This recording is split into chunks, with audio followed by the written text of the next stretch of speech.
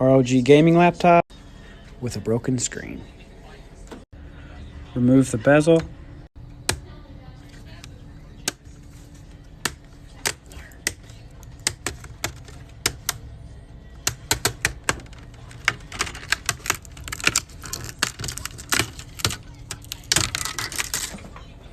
Screen removal.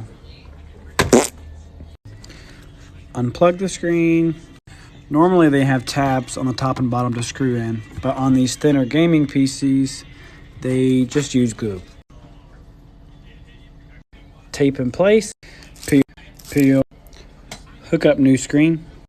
After plugging it in, we're going to push it into place. Power it on to test.